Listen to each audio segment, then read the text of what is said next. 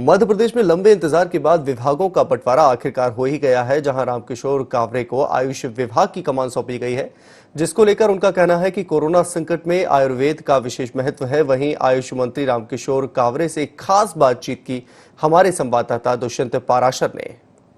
नवनियुक्त मंत्री रामकिशोर कावरे जी हमारे साथ में हैं, उनसे बात करते हैं। चूंकि अब आयुष विभाग का दायित्व उनको सौंपा गया है, किस तरीके से आगे की रणनीति रहने वाली है और क्या ऐसे नए जो इनोवेटिव्स हैं वो इस्तेमाल करेंगे, कैसे देखते हैं नई जिम्मेदारी, नया दायित्व?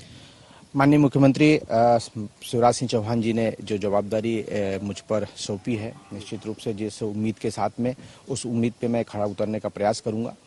रही बात विभाग की, और इस कोरोना महामारी के इस काल में निश्चित रूप से आयुर्वेदिक का एक अलग स्थान है पूरे भारत देश में। माननीय प्रधानमंत्री जी के नेतृत्व में, माननीय मुख्यमंत्री जी के नेतृत्व में आयुर्वेद को एक नया स्थान दिया गया है।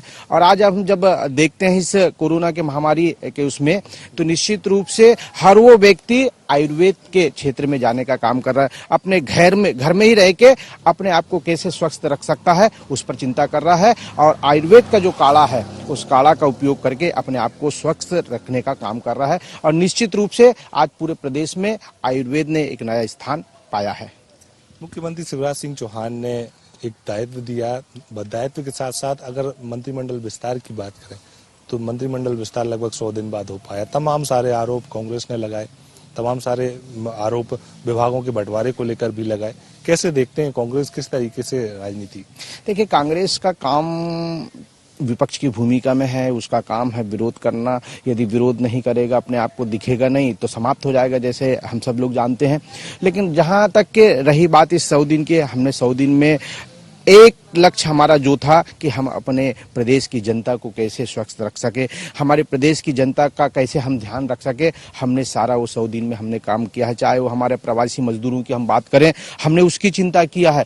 चाहे वो हमारे गांव में काम करने वाला व्यक्ति जो हमारा मजदूर है, हमने उसको रोजगार देने का काम किया है। हमने इस 100 दिन में हमने कोरोना महामारी को हमने रोकने का काम किया, हमने कंट्रोल करने का काम किया है, और इस 100 दिन में हमने ये सारा चीज हमने करके दिखाया है।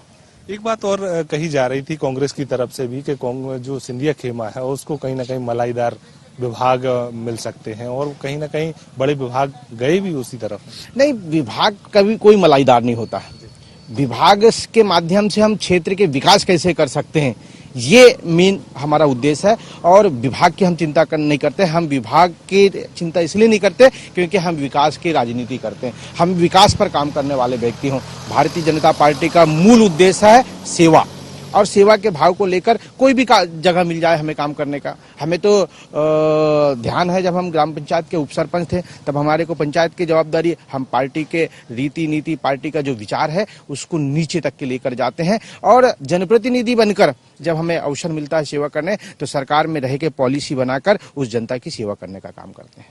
कई ऐसे लोग भी हैं, जैसे निर्दलीयों की बात करें तो निर्दलीय भी आपके साथ आए हैं। दूसरी बात अगर बात की जाए, कांग्रेस के एक विधायक प्रद्युम्न सिंह तो लोधी जो है, उन्होंने भी कल कांग्रेस से इस्तीफा देकर बीजेपी ज्वाइन की है, उनको निगम अध्यक्ष भी बनाया गया है। तो जिस तरीके से अब ऐसे और भी लोग हैं, क्या मानते हैं आप, संपर्क में हैं ऐसे और भी लोग? देखिए, जो अपने क्षेत्र का विकास करना चाहता है वो भारतीय जनता पार्टी के साथ चलना चाहता है, इसका मूल यही भाव है।